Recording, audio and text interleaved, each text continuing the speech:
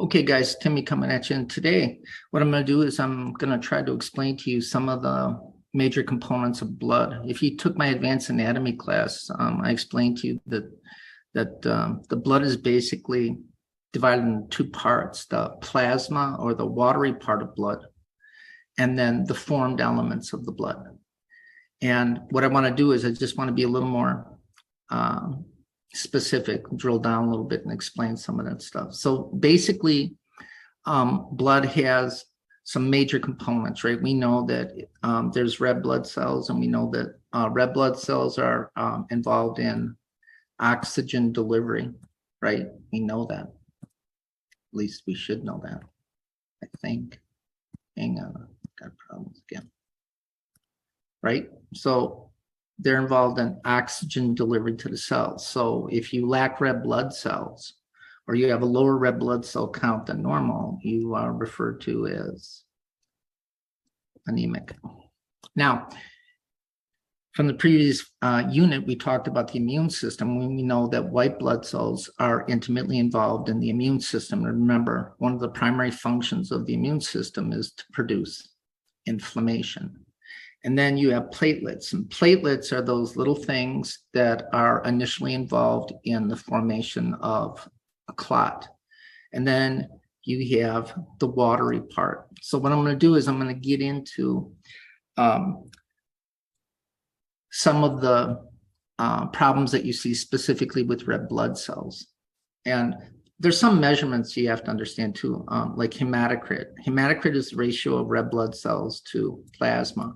So when they do a CBC, they look at your total red blood cell count, but they also look at the ratio of red blood cells to plasma, which is referred to as your hematocrit. Now, look, we talked about this a little bit. We know that especially in adults, that blood cells, whether they be red or white, are formed in the bone marrow, and they start out as these hematopoietic stem cells. Now, red blood cells, baby red blood cells, are called reticulocytes. So when a red blood cell is born, right, it actually is bigger than a normal red blood cell. So when a red blood cell matures, it actually loses some volume. Now, reticulocytes can be important to measure if you think someone is bleeding. So for example, if their total red blood cell count is low and they have no history of any active bleeding, they didn't cut themselves, or their period wasn't really bad, then what a doctor will do is look at a reticulocyte count. And if the reticulocyte count is elevated, then that means that the bone marrow is pouring out these baby red blood cells in an attempt to maintain the actual number of red blood cells. So an elevated reticulocyte count means that you're bleeding somewhere. And the most common place to bleed and not know that you're bleeding is your GI tract. So if we look at that, and we look here,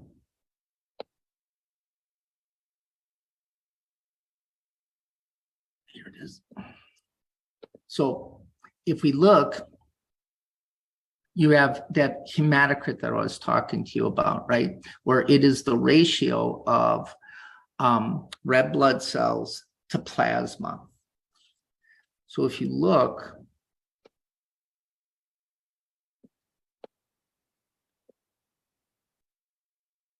here is a CBC with a differential. Now, here is the red blood cell count. This is the total red blood cell count. Now, if it's lower than normal, then you are anemic. And there's 20 different anemias, and I'm going to concentrate on just a few. So the other thing that you would look at too is you would look at the amount of hemoglobin that's present in each red blood cell. And then you're going to look at the hematocrit, which is the ratio of red blood cells to plasma. So in anemia of any cause, what you're going to see is you're going to see a lower than normal red blood cell count. You will have typically a lower than normal hemoglobin, not always, but typically. And then a hematocrit, which will be lower than normal, because remember, hematocrit is the ratio of red blood cells to plasma, right? And if you're losing red blood cells for whatever reason, then that number is going to be lower. And assuming that the plasma stays the same, that's going to lower your hematocrit. So let's look at this. First of all, when red blood cells are formed, we know that you need iron. Iron is part of the hemoglobin molecule, and it is where oxygen directly binds in order to be transported down to the cells of the body. So the most common type of anemia is iron deficiency anemia, and it's much more common in women than men because women have a period once a month where they're losing red blood cells and iron. So one of the ways that a doctor can determine if it's iron deficiency anemia is, first of all, if their red blood cell count is low, then what the doctor wants to look at is they actually want to draw some blood and they want to actually measure the iron that's in the blood. Now, iron is transported and stored not by itself. Free-floating iron will kill you, so you don't want that. You want to go to gateway. So there has to be ways to transport iron around in the blood, because you know that you store iron in your liver, but you make red blood cells in the bone marrow. So somehow that iron has to be stored in the liver. And then when it's needed to make new red blood cells, it then gets transported from the liver to the bone marrow. So the two things that you need to understand are how iron is actually stored, and then how iron is actually transported in the blood, right? Now, I'm going to go over this just real quick. As you know, I should probably make this red too, make it more legit. Red blood cells live about 120 days. And inside a red blood cell, you have that big protein hemoglobin. And embedded in the hemoglobin molecule is iron, right? And each hemoglobin molecule has 4 atoms of iron, and each iron atom is capable of transporting 1 molecule of oxygen. But we also know that inside a red blood cell, you just don't have 1 molecule of hemoglobin. You have like 250 million. So basically, a red blood cell is a cell membrane with a ton of hemoglobin dumped into it, right? Now, red blood cells live about 120 days. So when they die, they go to really one of 2 places. They either go to the liver or they go to the spleen. Now,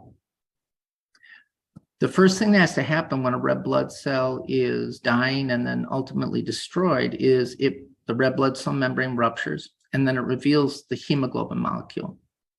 So there are enzymes inside the liver and the spleen that will begin to break down that hemoglobin.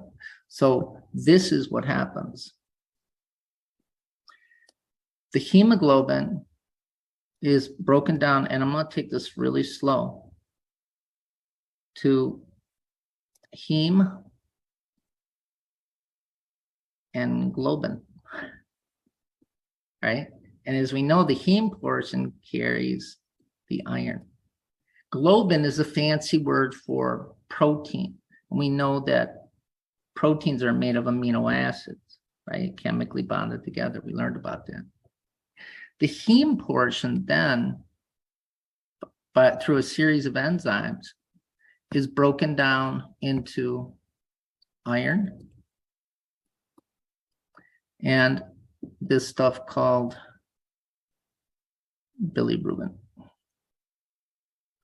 And as you know, bilirubin has a yellowish color. That's why if you look at an old bruise, initially it is red or maybe even like a little purplish. And then as that bruise gets older, it becomes kind of a yellowish green. That is the red blood cells that were released when you ruptured the blood vessel. And then those red blood cells are getting broken down to bilirubin. So the bilirubin in the liver then is converted to bile. And then bile gets stored in the gallbladder, and that helps you digest fat. So it's the iron that I want to talk to you about. All right. Now, inside the liver, iron, again, you don't want this free floating. So it has to be stored, and it's stored with a protein called ferritin. So ferritin stores the protein. Stores the iron. Now, you got the iron in the liver, but where do you make the red blood cell? Well, you make it in the bone marrow. So there has to be a way of transporting that iron to the bone marrow, right? Cells of the bone marrow. And that is accomplished by a protein. This is terrible. That has little seats on it. And this protein that actually transports iron around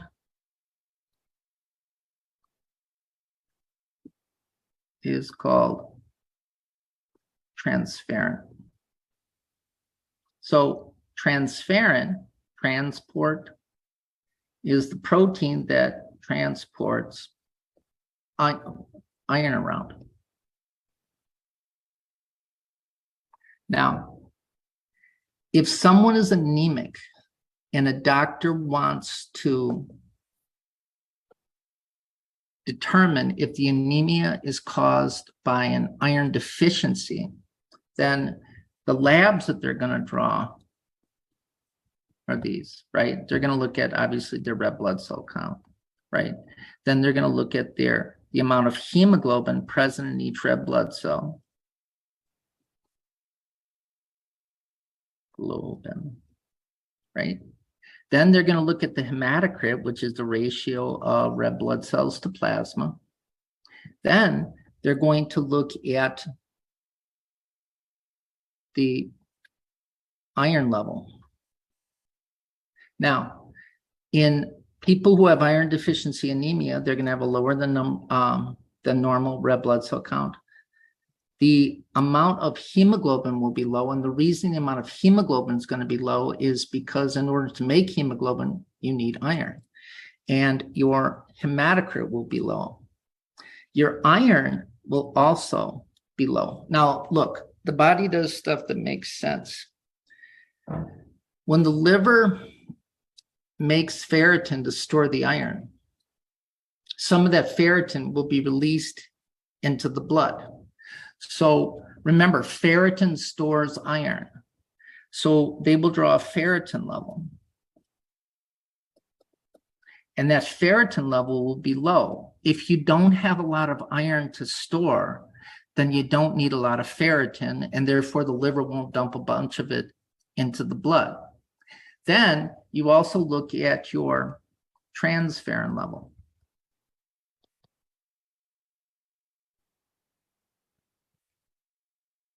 And that's the protein that transports the iron around in the blood. Now, look, your bone marrow doesn't know that you have low iron.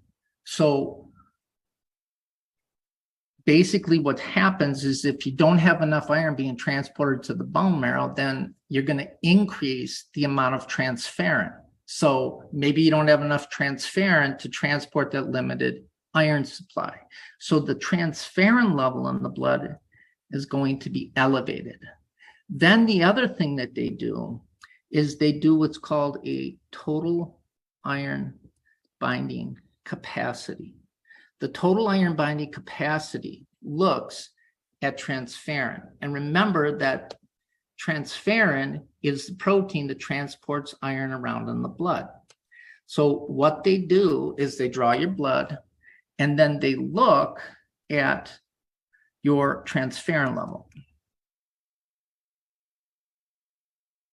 Now, your transferrin level may be elevated, right? The protein itself. But what they want to know is they want to look, I'm going to try and draw a better bus this time. Right? So you got these seeds. And what they want to know is how much iron is actually bound to transferrin. So let's say that you have low iron. That means transferrin is not going to be transporting a lot of iron. So they draw the blood, they separate out the transferrin, and then what they do is they will actually sprinkle iron on the transferrin. And if a lot of iron binds, that means that the transferrin wasn't transporting a lot of iron because a lot of it got bound. So from a lab perspective, to diagnose iron deficiency anemia, the iron will be low, the transferrin, the protein that stores the iron, is going to be low. The transferrin that actually transports it around to the different body parts, especially the bone marrow, that's going to be elevated.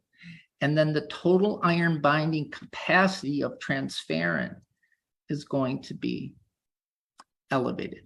Why? Because even though you got a lot of transferrin, it's not transporting a lot of iron. So the amount of iron that actually binds to transferrin is going to be high. And that's how you diagnose iron deficiency anemia.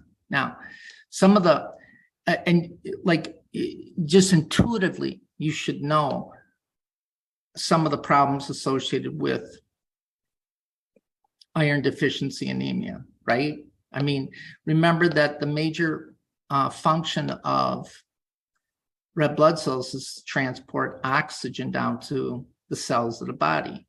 So what are you going to see? Whoops, you ain't going to see that. You're going to see they're going to be fatigued, right? Always complaining of tired, right? Being tired all the time.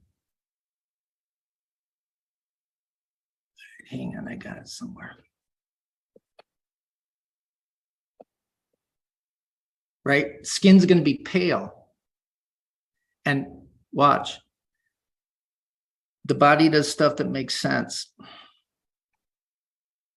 If you don't have enough red blood cells to send to all of your body, then you're going to send what red blood cells you do have to the major parts of the body that need to keep you alive. Shortness of breath. Remember, when you have low oxygen saturation, then that is going to stimulate breathing. And then you're also going to be tachycardic because lack of oxygen will stimulate the sympathetic nervous system. Elevated blood pressure for the same reason, right? That's going to stimulate the sympathetic nervous system. Fatigue completely makes sense, right? Decreased appetite. The reason for the decreased appetite is because of the increase in sympathetic drive. And if the anemia is severe enough, you're not going to be eating because you're trying to maintain blood flow and oxygenation to the very important parts of your body. Now, and that can also lead to heart failure in really, really, really severe cases. And then they get that chelosis. That's the cracking around their mouth. I think I got a picture of it right here. they get these fissures here. And then